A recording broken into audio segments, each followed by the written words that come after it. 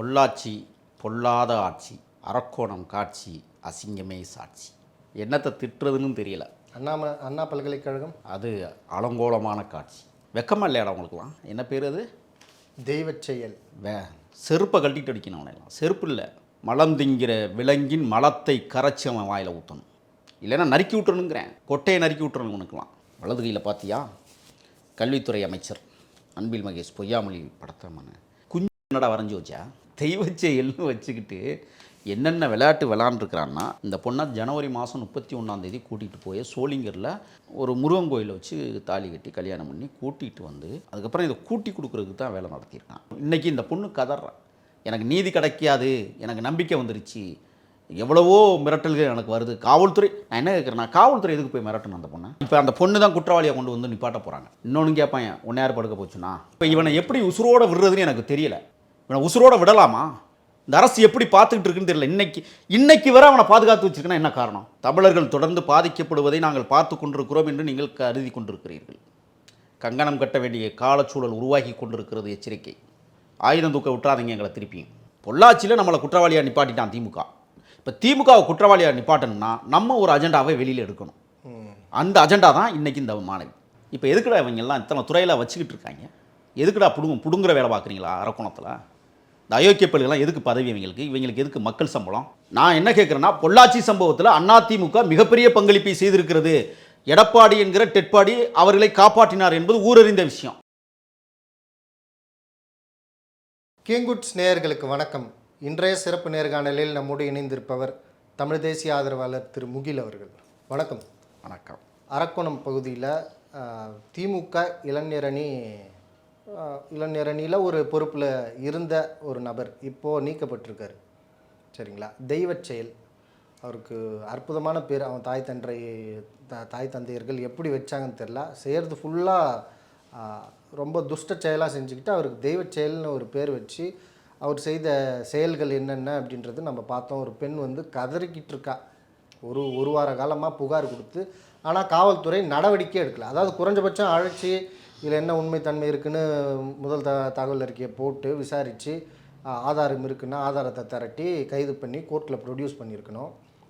கட்சி ரீதியாகவும் நடவடிக்கை தாமதம், காவல்துறை ரீதியாகவும் நடவடிக்கையே இது வரைக்கும் இல்லை. எப்படி பார்க்குறீங்க? இந்த பொள்ளாச்சி பொல்லாத ஆட்சி, அரக்கோணம் காட்சி, அசிங்கமே சாட்சி. என்னத்தை திட்டுறதுன்னு தெரியல. அண்ணா பல்கலைக்கழகம் அது அலங்கோலமான காட்சி. நான் என்ன சொல்கிறேன்னா, இந்த திராவிட இயக்கம் 2 இருக்குல்ல, முதல்ல இது 2ஐயுமே ஒழிச்சு கட்டணும்.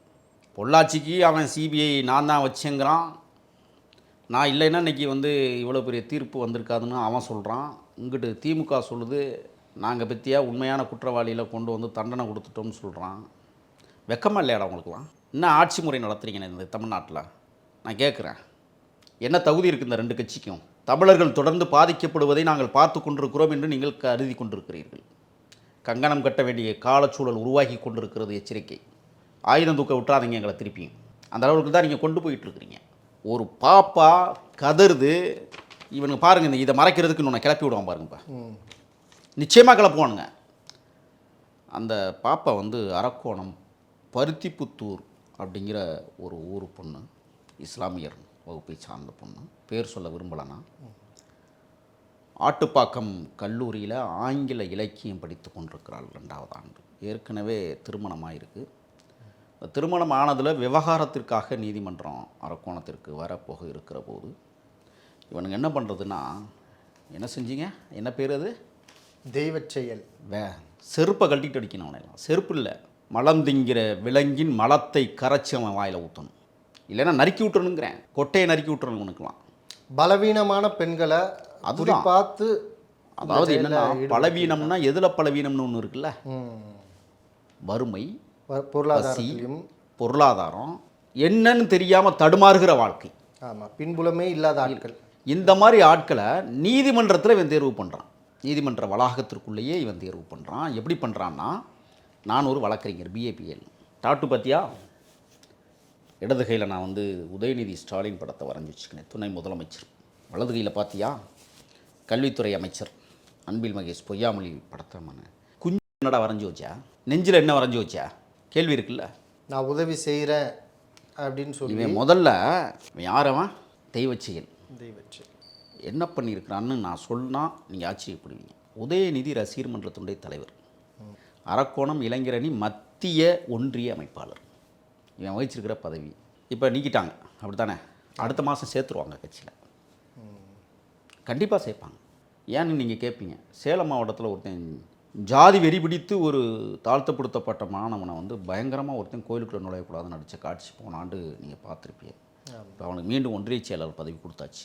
ஓகே, இப்போ இவனுக்கு ஏன் கொடுக்க மாட்டாங்க? இப்போ ஒரு நாடகம் தான் இப்போதைக்கு தான் மிகப்பெரிய நாடகம். ஒரு நாடகம் இல்லை, இது மிகப்பெரிய நாடகம். நான் சொல்கிறேன், கள்ளக்குறிச்சி கனியாமூர் ஸ்ரீமதி மரண வழக்கில் இவங்க உண்மையான குற்றவாளியை குற்றவாளி கூண்டிலே கொண்டு வந்து நிறுத்தியிருந்தார்களே, ஆனால் இது போன்ற சம்பவங்களுக்கு இந்த அரசுக்கு நான் புகழாரம் சூட்டலாம். ஏன்னா இவங்க ஆட்சிக்கு வந்த முதல் படுகொலை தங்கை ஸ்ரீமதி, அது ஒரு பாலியல் படுகொலை. பாலியல் படுகொலை. ஆனால் அவர்களை காப்பாற்றினார்கள். அன்னைக்கு இருந்த அந்த சைக்கிள் ஓட்டி சைலேந்திரபாபுன்னு ஒருத்தன் இருந்துட்டு போனான்ல, அவரும் ஒரு பாலியல் இதில் சிக்கினார். ஆனால் அவன் என்ன சொல்கிறான்? மிகச்சிறந்த பள்ளிக்கூடம்னு சொன்னாத. அவன் என்ன சொன்னானோ அது பிரகாரமே இன்னைக்கு வர சிபிசிஐடி அந்த விசாரணை கொண்டு போயிட்டு இருக்கு. போன வாரம் என்ன நடந்துச்சுன்னு தெரியுமா? 665 குற்றவாளிகள் என்று கருதக்கூடியவர்கள் ஒரே நேரத்தில் நீதிமன்றத்தில் கொண்டாந்து பள்ளிக்கூட இடித்த வழக்கில் கொண்டாந்து நிப்பாட்டுறான். புரியுதுங்களா? ஆனால் மாணவியை கொன்றதாக சொல்லப்படுகிற நேரத்தில் அழைப்பு வரலாறையும் ஒளிப்பதிவு காட்சியில் சிசிடிவியினுடைய காட்சியிலையும் கொடுறான்னா இன்னைக்கு வர கொடுக்க துப்புல்ல, வெக்கமல்ல உங்களுக்கெல்லாம்? இந்த நாட்டை எதுக்குள்ள ஆள்றீங்க நீங்களாம்?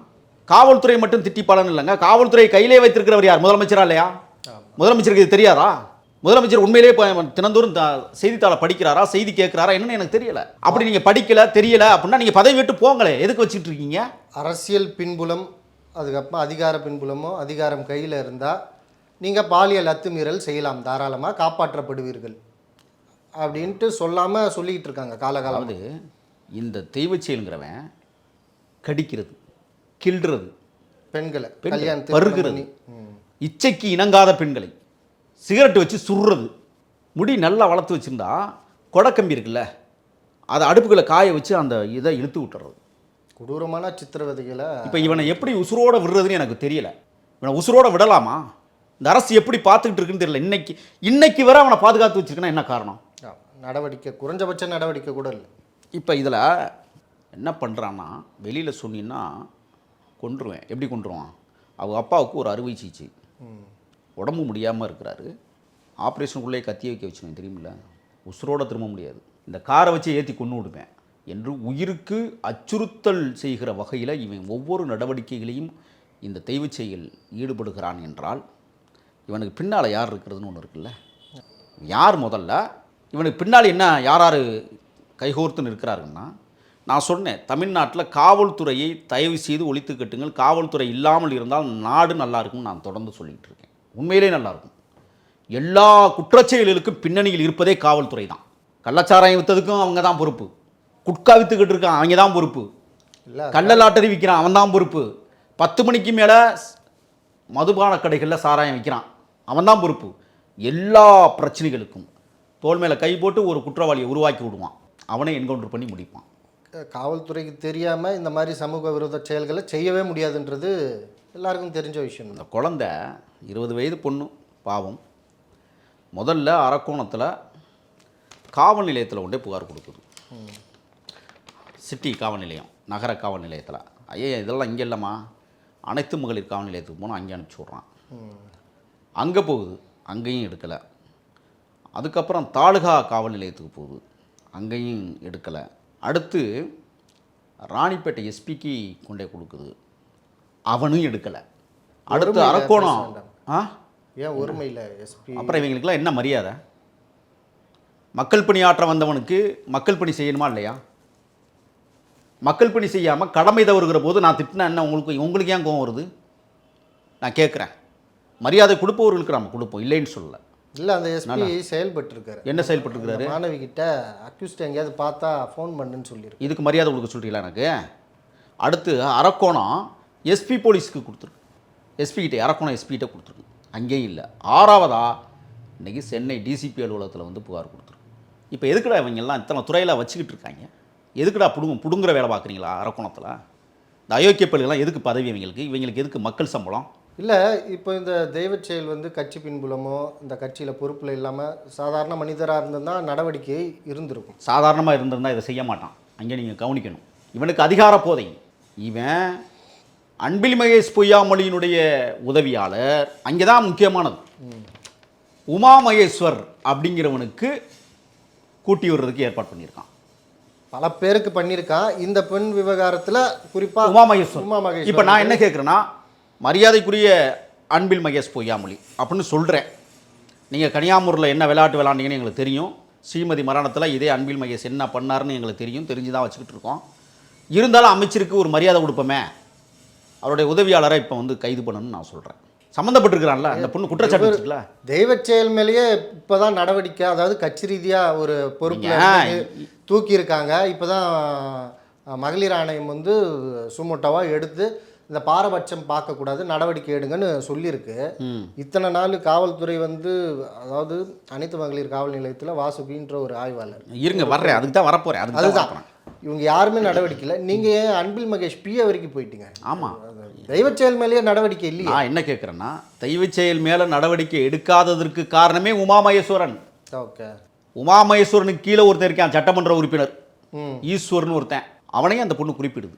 நான் கேட்குறேன், என்ன நீங்களாம் நாடு ஆள வந்தீங்களா இல்லை நாட்டை கெடுக்க வந்தீங்களா? நான் கேட்குறேன். இப்போ அடுத்து பாருங்கள், நீங்கள் சொன்னீங்கல்ல அந்த அனைத்து மகளிர் காவல் நிலையத்துடைய இன்ஸ்பெக்டர் வாசுகி.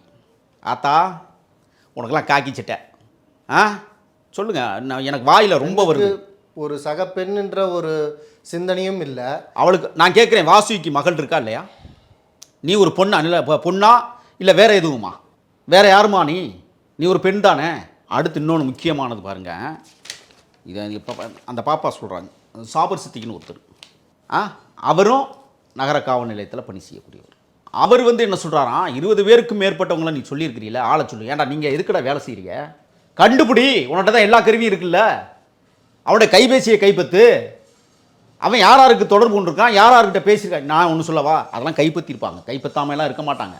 யாராருங்கிற லிஸ்டெல்லாம் எடுத்திருப்பாங்க. எடுத்தோடனே அங்கே முதல்ல வந்திருக்கிறது ஈஸ்வர் எம்எல்ஏ, அடுத்து உமா மகேஸ்வர், இன்னும் பல பேர். அப்போ லிஸ்ட் போட்டுருவான். திமுக முக்கிய நிர்வாகிகள். அது பெரிய லிஸ்ட்டாக இருக்கே. இந்த சம்பவத்தை பெருசுப்படுத்தாது, அமுக்கு. இது பெரிய இடத்து பிரச்சனை. அப்படியே அப்படியே அப்படியே கொஞ்சம் ஓரங்கட்டு. இந்த பொண்ணு தானே அது போயிட்டு போகுது, ஒரு பொண்ணு தானே போயிட்டு போகுது. ஏன்னா ஸ்ரீமதி அப்படி தானே பண்ணாங்க. அது என்னடா, அது ஒருத்தன் சொன்னான் காதலிச்சதுனால தற்கொலை நல்லா பேசினானுங்க. இப்போ ஒரு சமூகத்தில் இந்த பொண்ணு வந்து வேலண்ட்ரியாக வந்து இவ்வளவு பிரச்சனை இருக்குது, துணிச்சலாக வந்து சொல்லுகிற இடத்திற்கு வந்திருக்குன்னா அதை போய் போட்டா எடுக்கிறது, மிரட்டுறது, அச்சுறுத்துறது. இந்த திமுகவுடைய ஐடி விங்கில் இல்லை, அந்த இன்ஸ்பெக்டர் வாசுகி நடவடிக்கை என்னால் எடுக்க முடியல. நான் என்ன ஒரு யதார்த்தமாக ஒரு மனுஷனாக எப்படி பார்க்குறேன்னா, உனக்கு நடந்த அநீதியெல்லாம் எனக்கு தெரியுது, நானும் ஒரு பெண்ணாக அதை உணர்றேன். ஆனால் இந்த மாதிரி என் கைகள் கட்டப்பட்டிருக்கு, மன்னிச்சுக்கோன்னு கேட்குறது ஒரு போக்கு. மாறாக அந்த பொண்ணையே மிரட்டுறது, அசிங்கமாக பேசுறது, அந்த பொண்ணு பதிவு பண்ணுது, தற்கொலைக்கு தூண்டும் வகையில் பேசுறது. அப்போ யாரை கைது பண்ணணும்? நான் கேட்குறேன், கோகுல்ராஜ் கொலை வழக்கில் யுவராஜனுடைய மிரட்டலில் அங்கே இருக்கிற டிஎஸ்பி என்ன செஞ்சாங்க? தற்கொலை பண்ணிக்கிட்டாங்க. எதுக்கு பண்ணாங்க? அச்சுறுத்தல். இன்றைக்கும் சிபிசிஐடி விசாரிச்சுக்கிட்டு இருக்காத, இன்றைக்கி வர துப்பு இல்லை, அந்த வழக்கு போய்கிட்டே இருக்குது. நான் கேட்குறேன், இப்போ இந்த நீங்கள் சொன்னீங்களே இந்த வாசுகின்னு ஒரு அம்மா, பதவியை வந்து ராஜினாமா பண்ணிட்டு போங்க, இல்லை உங்களால் பண்ண முடியாட்டியே அங்கே தற்கொலை பண்ணிக்கினாங்களா, அந்த மாதிரி தற்கொலை பண்ணிக்கிட்டு போங்களே. சமூகத்துக்காவது ஒரு பேர் இருக்கும். இந்த வழக்கை விசாரிக்க என்னால் முடியவில்லை, கைகள் கட்டப்பட்டிருக்கிறது, உண்மையின் பக்கம் என்னால் நிற்க முடியவில்லை, ஆகையால் நான் தற்கொலை செய்து கொள்கிறேன்னு ஒரு கடிதத்தை எழுதி வச்சுட்டு தற்கொலை பண்ணிக்கோங்க. இல்லை, இந்த பொண்ணு முதல் முறையாக புகார் கொடுக்க போகிறாங்க, அதுக்கப்புறமா வெவ்வேறு இடத்துல நிராகரிக்கப்படுது. அப்புறமா ஏதோ ஒருத்தரை பார்த்து 10ஆம் தேதி புகார் மனு கொடுக்குறாங்க. 15ஆம் தேதி வரை முதல் தகவல் அறிக்கையை பதிவு பண்ணலை. புகார் கொடுத்து முதல் தகவல் அறிக்கையை விட்டுருவோம். என்னென்னா அவங்க அதாவது இப்போ இந்த விஷயத்தை ஃபர்தராக கொண்டு போக அவங்க விரும்பவே இல்லை, இது பண்ண. ஆனால் ஊடகத்தில் வந்தது இல்லையா இந்த செய்திகள், திமுக நிர்வாகி தெய்வச் செயல், இளைஞர் அணியில் இருக்கார், அப்போ உதயநிதி நற்பணி மன்றத்தில் இருக்கார், எல்லாமே இருக்கிறார். குறைஞ்சபட்சம் இந்த ஒரு அச்சம் கூட இல்லவே இல்லையே. ஊடகத்தில் வந்தால் வந்துக்கிட்டு போட்டோம், அவங்க பேசுவாங்க கடந்து போவாங்க அப்படின்ற அந்த ஒரு எண்ணம் இருக்கு இல்லையா, அந்த யார் என்ன செய்ய முடியும்ன்ற ஒரு. நான் தான் ஆரம்பத்திலே சொன்னேன், இந்த பிரச்சனையை மறைப்பதற்கு இன்னொரு பிரச்சனையை கிளப்ப இருப்பார்கள். நிச்சயமாக அது வெளியில் வரும் பாருங்க, நாளைக்கு வந்துடும். அது என்ன பிரச்சனைக்கு நாளைக்கு கிளப்பிடுவாங்க. நான் என்ன கேட்குறேன்னா, இப்போ அதிமுக வந்து அங்கே போய் வளர்மதி தலைமையில் மிகப்பெரிய ஆர்ப்பாட்டம், அது அந்த ஆர்ப்பாட்டத்துக்கு அனுமதி இல்லை, உடனே வந்து அவங்களெல்லாம் கைது பண்ணுறது, இவன் அவனை கைது பண்ணுறது, அவன் ஆட்சியில் இவனை கைது பண்ணுறது. நீங்கள் 2 பேருமே நடிக்கிறீங்க தமிழ்நாட்டில், கூட்டுக்களவாணிகள் 2 பேருமே. நான் என்ன கேட்குறேன்னா, பொள்ளாச்சி சம்பவத்தில் அதிமுக மிகப்பெரிய பங்களிப்பை செய்திருக்கிறது.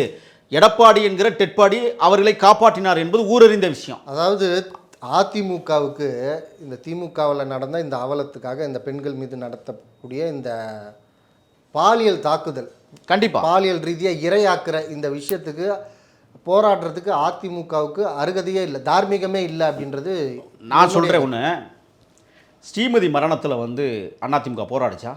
ஏன் போராடலை?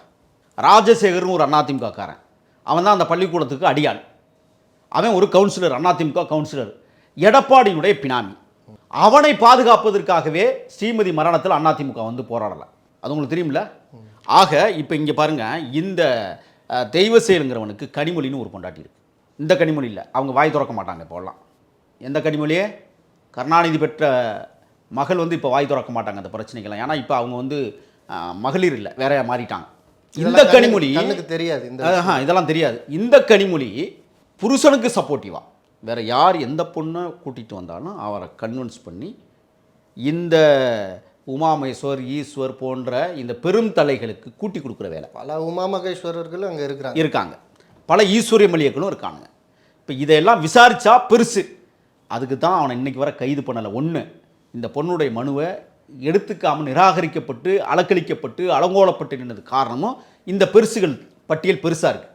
அப்போ இந்த கனிமொழிங்கிற இந்த பொம்பளையும் உடந்தையாக இருக்கிறா. அதை விட இன்னொரு பொண்டாட்டி இருக்கு அவனுக்கு. அது தெரியுமா தெரியாது அவங்களுக்கு?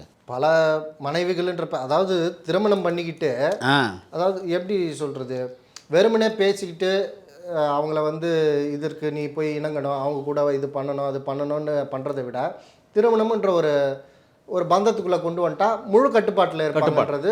அது மட்டும் இல்லை, இன்னொரு 10 வருஷம் போச்சுன்னா அரக்கோணத்தில் அதிகமான வாக்குகள் பெற்ற குடும்பமே இவன் குடும்பமாக தான் இருக்கும். அந்த அளவுக்கு பொண்டாட்டி ஒரு 15-20 பொண்டாட்டி வச்சுருப்பான், ஒரு 60 பிள்ளைகளை பெற்றுருவான். இப்போ சரானான்னு ஒரு பொண்ணு, அதுக்கு 2 பிள்ளைங்க, 5 வருஷத்துக்கு முன்னாடி அவங்களுக்கு கல்யாணம் நடந்து 2 பிள்ளைங்க பெற்றுருச்சு. அது இப்போ அதுவும் நடுத்தருவில் நிற்கிது. அது புகார் கொடுக்க வான்னு இந்த பிள்ளையே போய் கூப்பிடுறது வரமாட்டேங்குது. அப்போ அச்சுறுத்தல். அடுத்து பாருங்க, ஸ்பெஷல் டீம் போட்டு தேடுறாங்க. பாப்பா போய் கேட்குறாங்க, மனு கொடுத்தேன், நடவடிக்கை எடுக்க மாட்டேங்கிறீங்க, 5 நாளாச்சு, என்னென்னு. இல்லைம்மா ஸ்பெஷல் டீம் போட்டு தேடிக்கிட்டு இருக்கோம் அப்படின்னா. அந்த பொண்ணு சொல்லுது, சார் என்னை பின்தொடர்ந்து 2 வீலரில் வர்றான் சார், என்னை பின்தொடர்ந்து மகிழுந்தில் வர்றான் சார், எப்படி சார் ஸ்பெஷல் டீம் வந்து பார்க்காம இருக்குன்னு கேட்குது. இல்லை, அதாவது காவல் நிலையத்திலேருந்து வீட்டுக்கு போகிற வழியிலே பின்னாடியே வர்றான். அப்போது இப்போ தான் அந்த பொண்ணு கிளம்பிடுச்சுன்னு சொன்னது யார்? அப்போ இந்த அளவுக்கு இன்னொன்று சொல்கிறேன், ராகுல்னு ஒருத்தன் டிஎம்கேக்காரன், அவனுடைய டிஎம்கே ஐடி விங்கில் இந்த பொண்ணோட முழு உருவ போட்டாவையும் போட்டு போலீஸ் போட்டான்னு வீட்டில் வந்து போலீஸ் எல்லாம் போட்டான்னு அந்த போட்டா பூரான் திமுக ஐடி விங்கிக்கு போயிடுச்சு. இப்போ அவன் அதை பிரசுரிச்சிருக்கிறான் எல்லா ஆதாரத்தையும். அதாவது இந்த பொண்ணு மேலே தான் எல்லா தப்பும். இன்னொன்று கேட்பான், உன்னை யார் படுக்க போச்சுன்னா, இவனையா நீ கல்யாணம் பண்ண, இவன் தான் 2-3 கல்யாணம் பண்ணிட்டான்ல, அவன் லட்சணம் தான் உனக்கு தெரியும்ல. நான் உனக்கு சொல்கிறேன், மலத்தை குடித்தவர்களே, மலந்தண்ணியை குடித்தவர்களே இங்கே மலத்தை கரைத்தவர்கள் என்று குற்றச்சாட்டு வைத்து இன்றைக்கு குற்றவாளி கூண்டில் நிற்கிற இந்த அரசு இப்போ எப்படி பார்க்குது? இந்த பாப்பா விஷயத்துலையும் நேரம் கொடுக்க சொன்னால் நீ தான் குற்றவாளி. ஒன்று சொல்கிறேன், ஒருத்தன் இன்னொருத்தனை வெட்டிடுறான். வெட்டியவன் மீது இனிமேல் வழக்கு இருக்காது. என்ன தெரியுமா சொல்ல போகிறாங்க? அவனை யார் வர சொன்னது? வாழை வீசும்போது நீயா குறுக்க வந்தா செத்தவன் தான் குற்றவாளி, வெட்டினவன் இனிமேல் குற்றவாளி இல்லை. அந்த ரேஞ்சுக்கு தமிழ்நாடு மாறிக்கொண்டிருக்கிறது. அடுத்து என்ன சொல்லியிருக்கிறான், நீ வெளியில் சொன்னின்னா அந்த பிரச்சனையை ஜாதி கலவரத்தை உருவாக்குவேன், மதக்கலவரத்தை உருவாக்குவேன் அப்படின்னே மிரட்டியிருக்கிறான். அது மட்டும் இல்லை, இங்கே பாரு நான் யாருன்னு தெரியல, டாக்டர் பாரு. அதாவது ட்ரீட்மெண்ட்டுக்கு போயிருக்கு இவன் உடம்பு.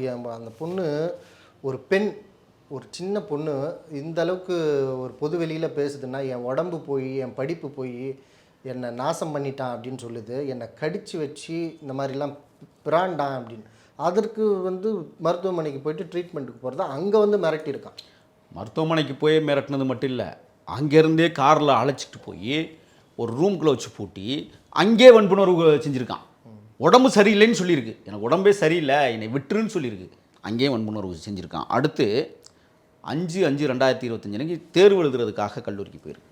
நீ தேர்வே எழுதக்கூடாதுன்னு சொல்லி அங்கே மடக்கி கூட்டிகிட்டு போய் அங்கே ரூமுக்கு கூட்டிகிட்டு போயிட்டு அங்கே வச்சு வன்முணர்வு. பரீட்சை எழுதலை, 2 பரீட்சை எழுதலை. இவன் வந்து அதாவது எப்படி சொல்கிறது, ஒரு ஒரு அரக்க புத்தி கொண்ட இவன் இந்த வேலையை மட்டும் செய்கிறான், இந்த அரசியல்வாதி முக்கிய அரசியல்வாதிகளுக்கு கூட்டி கொடுக்குற மாமா வேலை மட்டும் செய்கிறான்னு கிடையாது. இவன் கொரூர ஒரு காமுகனா இவன் இல்லை. முதல்ல எந்த பொண்ணை பார்க்குறானோ அந்த பொண்ணை இவன் தான் முதல்ல அணிவிக்கிறது. இவன் அனுப்பிச்சு ஒர்க் அவுட் ஆனதுக்கு பிறகு தான் இந்த அல்லக்கைகளுக்கும் இந்த எம்எல்ஏக்களுக்கும் பரிமாற்றம் பண்ணுறது. இவங்களுக்கெல்லாம் வெக்கமா இல்லை? பொள்ளாச்சி விஷயத்துக்கும் இவனும் பல பெண்கள் 20க்கும் மேற்பட்ட பெண்கள் அந்த பாப்பா சொல்றாங்க, அறிவுக்கு உட்பட்ட விஷயங்கள் சொல்லுது. அவன் சின்ன வயசுலேருந்து என்ன பண்ணான்னு தெரியல. ஏன்னா இந்த மாதிரி ஒரு கொடூர சிந்தனை கொண்டவன். அப்புறம் இதில் ஒரு சந்தேகம் என்னென்னா, இது அண்ணா பல்கலைக்கழகம் விஷயத்தில் ஞானசேகரன் மட்டும் அங்கே இது கிடையாது. இதே மாதிரி தான் அங்கே ஒரு சில படிக்கிற பெண்களை இதே மாதிரி தேர்ந்தெடுத்து அவங்கள மிரட்டி டிசி வாங்கிடுவேன், வீட்டுக்கு தெரிஞ்சிடும், இது பண்ணிவிடுவேன், நீ படிக்கவே முடியாதுன்னு மிரட்டி முதல்ல அவன் இது பண்ணுறது. அப்புறம் ஒரு சார் கூட போனோன்னு சொல்லி பல பெண்கள் அங்கே நிறைய பெண்கள் புகார் கொடுக்கல, நிறைய பேர் படித்து முடிச்சே போயிருக்காங்க. இந்த மாதிரி இந்த ஒரு சம்பவம் அங்கேயும் அவன் ஒரு பாதுகாக்கப்படுற எல்லா முன்னெடுப்புகளும் இங்கேயும் அதே மாதிரி தான். இவனுங்க பண்ணுறதும் இல்லாமல் இவனுக்கும் குற்ற பின்னணி இருக்குது. யாருக்கு? ஞானசேகரனுக்கு. அதாவது கூண்டாஸில் அடைச்சி அவன் வீடு பூந்து துப்பாக்கியை வச்சு கொள்ளையடிச்சவன். 3 பொண்டாட்டி. அவன் வீட்டுக்கு அமைச்சர் கேட்டால் தெரியாது பின்னணின்னு தெரியாது. இதோட முதலமைச்சர் ஒன்று சொன்னார் தெரியுமா? அவன் திமுக அனுதாபி அப்படின்னு சொன்னார். இப்போ இந்த விஷயத்தில் இவன் உடன்பிறப்பு இப்போ இல்லை உடன்பிறப்புன்னு சொல்ல மாட்டான். நாளை கழிச்சு பாருங்கள், உளுந்தம்பருப்பே கருவாட்டு குழம்பே கத்திரிக்காயின்னு கடிதம் எழுதுவாங்க அவங்க எல்லாம். நான் இன்னொன்று சொல்கிறேன். இந்த இப்போ ராணிப்பேட்டையில் வந்து மாவட்டத்தில் காவனூர் அப்படிங்கிற ஒரு பகுதியை சேர்ந்தவன் தான் அந்த தெய்வ செயல். எங்கள் ஊரில் ஒருத்தர் மிதிவண்டி கடை வச்சுருந்தார், மிக மனிதரில் புனிதர். அவர் வந்து அவன் செயல்னு சொன்னால் அந்த பகுதியே முழங்கும். நல்லவராக இன்றும் மக்களோடு மக்களாக மறைந்து விட்டாலும் வாழ்ந்து கொண்டிருக்கிற அற்புத ஒரு மனிதர். அந்த மனிதர் அவன் செயல்னு வச்சுருப்பார். ஆனால் இவன் தெய்வ செயல்னு வச்சுக்கிட்டு என்னென்ன விளையாட்டு விளாண்டுருக்கிறான்னா, இப்போ இவன் வந்து என்ன செஞ்சுருக்கிறான், இந்த பொண்ணை ஜனவரி மாதம் 31ஆம் தேதி கூட்டிகிட்டு போய் சோளிங்கரில் ஒரு முருகன் கோயிலை வச்சு தாலி கட்டி கல்யாணம் பண்ணி கூட்டிகிட்டு வந்து 1 மாதம் கூட அந்த பொண்ணுக்கிட்ட உருப்படியாக வாழலை. அதுக்கப்புறம் இதை கூட்டி கொடுக்குறதுக்கு தான் வேலை நடத்தியிருக்கான். அதுவும் எல்லாரும் அந்த காவல்துறையிலேருந்து எல்லாருமே ஒரு சிலர் இந்த பொண்ணு ஏன் கல்யாணம் பண்ணிக்கிச்சுன்னு சொல்லி பின்புலமே இல்லாத ஒரு பெண்ணை வந்து தனிமையில் எந்த அளவுக்கு மிரட்டியிருப்பான் நான் பார்த்துக்கிறேன்னு சொல்லி ஒரு நம்பிக்கை கொடுத்து அந்த ஒரு நாடகமான முறையில் ஒரு கல்யாணத்தை பண்ணியிருக்கான். அதை வந்து அந்த பொண்ணு மேலேயே குறையாக சொல்கிறது தான் இந்த சமூகத்தோட அவலமாக வந்து பார்க்க வேண்டியது. நீங்கள் இந்த 2 ஆட்சியாளர்களுமே இதே பிரச்சனையில் உள்ளவங்க. அதிமுகவும் இப்போ அதிமுக வந்து காலையில் வந்து இந்த டெட் பாடி வந்து ட்வீட் போடுறாரு இந்த பொண்ணை பற்றி. நேற்று காலையில் போட்டார், இப்போ வந்து அது பற்றிக்கிட்டு இருக்குது. அதுக்கு ட்வீட் போடுறதுக்கு காரணம் வந்து அரக்கோணம் தொகுதியினுடைய எம்எல்ஏவாக இப்போ இருக்கிற சகோதரர் ரவி அவர்கள். அவர் தான் இந்த பிரச்சனையை வந்து பெருசுப்படுத்தி கொண்டு போகிறார். இப்போ ரவியும் சாதாரண ஆள் இல்லை. ரவி வந்து அங்கே வந்து மணல் கொள்ளை மாபியா கும்பலின்னு ஒரு தலைவன், அது நம்மளுக்கு தெரியும். பல 100 கோடி பல 1000 கோடி சொத்தை இன்றைக்கி சேர்த்து வச்சுருக்கிறாரு. நான் என்ன கேட்குறேன்னு சொன்னால், இப்போ ரவி இல்லைன்னா இந்த பிரச்சனை வெளிச்சத்துக்கு வந்திருக்காது. அது அந்த ஒரு செயலுக்காக அவரை பாராட்டி ஆக வேண்டும். ஆனால் இந்த பாராட்டுதல் சாதாரணமாக நம்ம எடுத்துக்கக்கூடாது. ஏன்னு கேட்குறீங்களா? அதிமுக ஒரு அஜெண்டா வச்சுருக்கு. பொள்ளாச்சியில் நம்மளை குற்றவாளியாக நிப்பாட்டிட்டான் திமுக. இப்போ திமுகவை குற்றவாளியாக நிப்பாட்டணும்னா நம்ம ஒரு அஜெண்டாவை வெளியில் எடுக்கணும். அந்த அஜெண்டா தான் இன்றைக்கி இந்த மாணவி. இப்போ இது என்ன செய்வான்? இந்த வழக்கு இப்போ முடியுமா? இந்த ஆட்சி முடிஞ்சு போயிடும். இன்னொரு 9 மாதத்துக்குள்ள முடிஞ்சிடும். அடுத்து அதிமுக ஆட்சியே வருதுன்னு வச்சுக்கோங்க. வரப்போகிறதுல வந்தால் அவன் என்ன செய்வான்?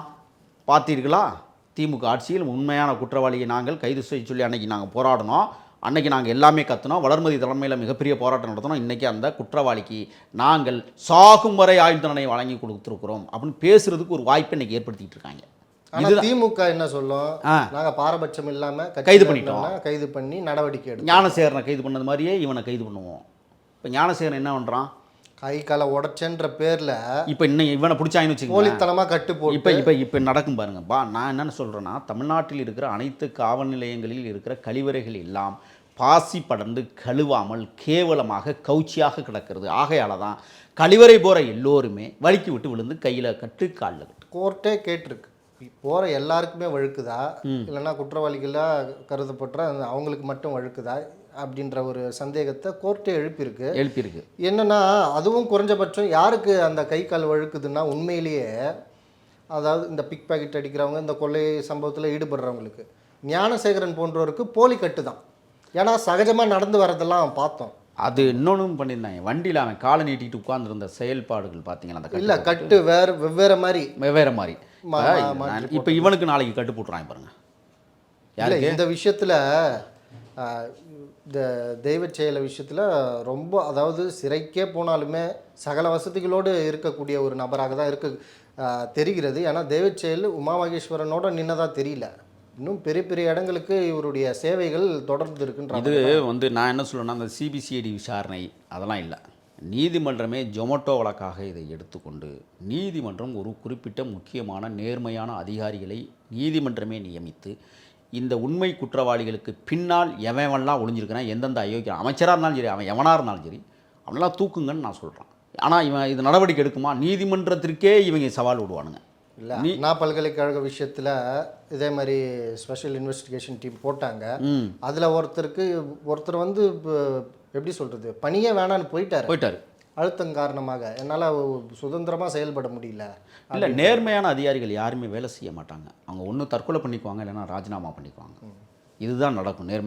நேர்மையற்ற அதிகாரிகள்னால் நீ என்ன வேணாலும் பண்ணிக்க, இந்த வழக்கை நான் பார்க்குறேன், நீ என்ன சொல்றியோ அதை நான் கேட்குறேன், நான் கேட்கலன்னு சொன்னால் நான் என்னை தூக்கி அடிப்பேன், நான் எங்கேயாவது போய் வேலை செய்கிறேன். இதுதான் இன்றைக்கி தமிழ்நாட்டில் நடக்கிற. நான் என்ன கேட்குறேன்னா, அரசியல் என்பது வேறு, அரசு இயந்திரம் என்பது வேறு என்பதை இன்னும் புரிந்து கொள்ளாமல் அரசியலோடு சேர்த்து அரசு அதிகாரமும் பின்னி பிணைந்து கிடப்பதால் தான் இன்றைக்கு எந்த வழக்குகளும் உண்மையான வழக்குகளாக இல்லாமல், எந்த வழக்கின் உண்மையான குற்றவாளிகள் இல்லாமல் எவனும் தண்டிக்கப்படாமலும் தப்பிக்கிற ஒரு நிகழ்வாக நாம் பார்க்க முடிகிறது. அது மட்டுமல்ல, இப்போ காவல்துறை விஷயங்களில் நம்ம பார்த்தோம்னா மிகப்பெரிய சாதிய வேறுபாடு காவல்துறையில் பயங்கரமாக இருக்குது. அடுத்து பொருளாதார ரீதியாக நீ பெருசாக கொள்ளையடிச்சியா, நான் கொள்ளையடிச்சேனா, நீ கார் வச்சிருக்கிறியா, நான் கார் வச்சிருக்கியா, போலீஸ்குள்ளே இந்த ஒரு யூகோ மிகப்பெரிய அளவில் இருக்குது. அடுத்து தகுதி பார்க்குறான். போலீஸ்குள்ளே தகுதி இருக்குல்ல, ஐயானு கூட கும்பிட்ற போடுறப்போ நான் ஒன்று பார்த்தேன். கேகே நகர் காவல் நிலையத்தினுடைய இன்ஸ்பெக்டர் காருக்குள்ளே உட்காந்துருக்கிறாரு. அந்த ஓட்டுநர் வந்து என்ன செய்கிறாருன்னா, ஜூஸ் வாங்கி கொண்டே கொடுக்குறாரு. அவர் காருக்குள்ளே இருக்கிறார். நான் கேட்டேன், ஏன் அவர் வந்து குடிக்க மாட்டார் அப்படின்னு. இல்லை சார், இன்ஸ்பெக்டர்னா இந்த அடிமை புத்தி இருக்குல்ல காவல்துறைக்குள்ளேயே, இது போன்ற நிறைய அடிமை புத்திகள். அடுத்து பாவனையிலையும் பார்க்குறான். எடுப்பாக மிடுக்காக இருந்தால் அதுக்கு அப்படி ஒரு பார்வை பார்க்குறது இவங்களுக்குள்ளேயே. அடுத்து மதம் சார்ந்தும் காவல்துறையில் பணியாற்றி கொண்டிருக்கோம். இதையெல்லாம் எப்போ நீங்கள் களைய போகிறீங்க? இது எப்படி களைவீங்க? ஆக இன்றைக்கு வந்து இந்த பிரச்சனையில் வாசுகி வந்து இந்த காவல்துறை அதிகாரி என்ன செய்வாங்கன்னா, அதிகபட்சம் இடமாற்றம் செய்வாங்க. அந்த அம்மாவுக்கு எங்கே வேலை செஞ்சாலும் சம்பளம் வந்துடும்ல, அதுக்கு தேவை காசு தானே. எங்கே போனாலும் கட்டிங் வாங்கலாம் தானே. இங்கே இந்த பொள்ளாச்சி விஷயத்தில் பல பெண்கள், ஆமாம், 200க்கும் மேற்பட்ட பெண்கள்லாம் சொல்லப்பட்டது. 1000க்கும் மேற்பட்ட வீடியோக்கள், 100க்கும் மேற்பட்ட பெண்கள், 1000க்கும் மேற்பட்ட வீடியோக்கள். ஆனால் ஒரு 8 பேர் தான் முன் வந்து அதுலேயே நான் இதை வந்து சாதனையாக பார்க்குறாங்க. ஒரு சாட்சி கூட பிறல் சாட்சி ஆகலை. நான் அதை அவலமாக பார்க்குறேன். அப்போ பிறல் சாட்சி ஆனால் அப்போ அந்த குற்றவாளிகள் தண்டிக்கப்படாமல் போயிருப்பாங்க. ஒரு கோர்ட் உணரணும் ஏன் அது பிறல் சாட்சி ஆகுது, அவங்களுக்கு தனிப்பட்ட பாதுகாப்பு கொடுத்து அந்த வழக்கை முடிக்கணுன்றது. ஆனால் ஒரு வரவேற்கத்தக்க ஒரு தீர்ப்பு, அந்த குற்றவாளிகள் சிறையில் வாழ்நாள் முழுக்க இருக்க போகிறாங்க அப்படின்றது. இந்த விஷயத்தில் அந்த மாதிரி நடக்குமா அப்படின்றது ஒரு எப்படி சொல்ல. இப்போ அந்த பொண்ணே பதறாங்கல்ல, அவங்க என்ன சொல்கிறாங்கன்னா, சிஐடி ஸ்ரீநாத்னு ஒருத்தர், அவர் வந்து என்ன சொல்கிறாராம், நீ கொடுத்த ஸ்டேட்மெண்ட்டை வந்து திருப்பி சொல்லு, நாங்கள் எழுதிக்கிறோம் அப்படின்னு சொல்லி கேவலமாக பேசியிருக்கிறாரு. இப்போ அந்த அதிகாரியை மாற்றணும். இந்த ஸ்ரீநாத், சாபர் சித்திக்கு, இந்த வாசுகி, இவங்களெல்லாம் இப்போ அங்கே பதவியில் வச்சுருந்தா இந்த வழக்கு விசாரணை சரியாக நடக்காது. ஒன்று. ரெண்டாவது, நான் ஏற்கனவே சொன்னதை போல் ஜொமேட்டோ வழக்காக எடுத்து இது வந்து தனிநபர் கமிஷன், ஓய்வு பெற்ற நீதியரசர், நேர்மையான சந்துரு போன்ற நீதியரசர்களை நியமித்து இது போன்ற வழக்குகளை கையாளப்பட வேண்டும். இல்லைன்னா இதை ஊற்றி முடிடுவாங்க, சீக்கிரமாக ஊற்றி முடிடுவாங்க. ஏன்னா ஆளுங்கட்சி அவன் டாட்டு போட்டான், இடதுலையும் வலதுலையும் டாட்டு போட்டான். காப்பாற்றுவதற்கு 2 அமைச்சர்கள், பெரிய அமைச்சர்கள், அமைச்சர் மட்டும் இல்லை, அதிகாரம் படைத்தவர்கள். இந்த பொன் சொல்கிறது முற்றிலும் பொய்ன்னு சொல்லி பண்ணுறதுக்கும் அதீத வாய்ப்பு நிச்சயமா. இப்போ அந்த பொண்ணு தான் குற்றவாளியை கொண்டு வந்து நிப்பாட்ட போகிறாங்க. அது நடக்குதா இல்லை தான் தவறு.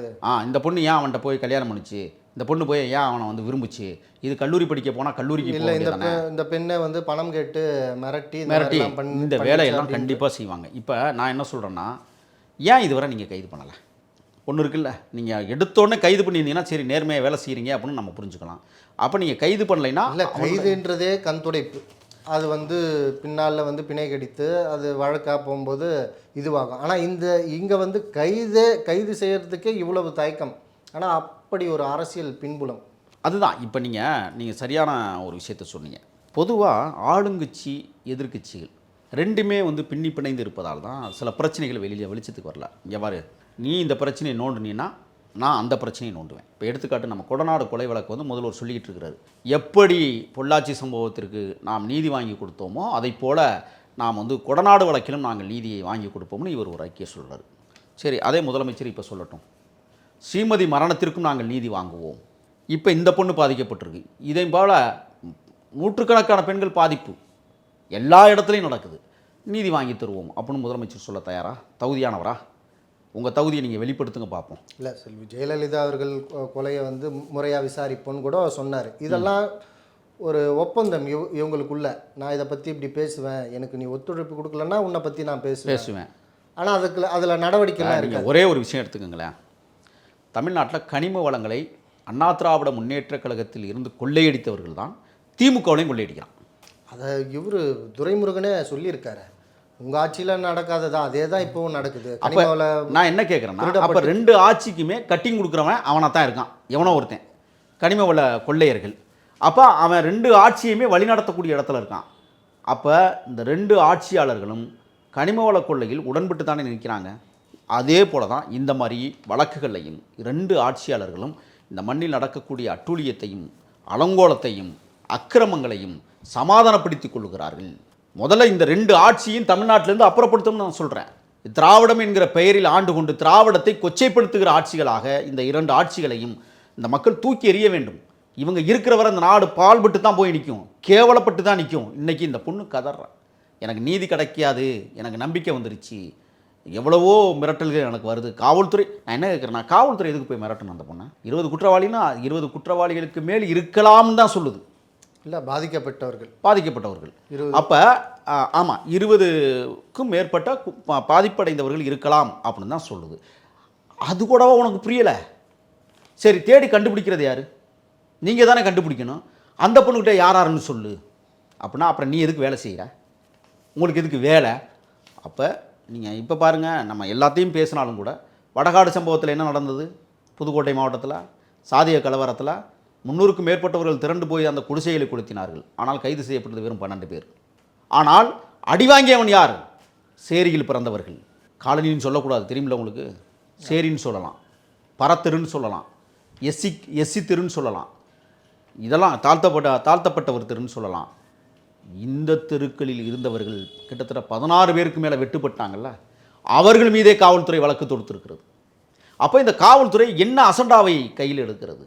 குற்றவாளிகள் யாரோ அவர்களை கைது செய்யாமல் குற்றம் செய்யாதவர்களையும் கைதிகளாக்கி கொடுமைப்படுத்துகிற கோர காட்சிகள் தமிழ்நாட்டில் தொடர்மையானால் நாம் எங்கே போய் இந்த விஷயத்தை சொல்ல முடியும்? ஆனால் நீதிமன்றங்கள் இன்னும் மௌனமாக இருப்பதை ஏற்றுக்கொள்ள முடியவில்லை. ஜொமேட்டோ வழக்காக இந்த மாணவியினுடைய வழக்கை நீதிமன்றம் தயவுசெய்து எடுத்துக்கொள்ள வேண்டும். உரிய விசாரணையை தனிநபர் கமிஷன், குறிப்பாக சந்துரு அவர்களை போன்ற நல்ல நீதிபதிகளை.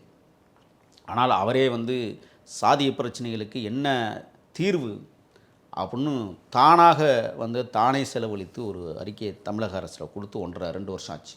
இன்றைக்கி வர அதுக்கு நடவடிக்கை இல்லை. அரசு அப்படி இருக்கிறது.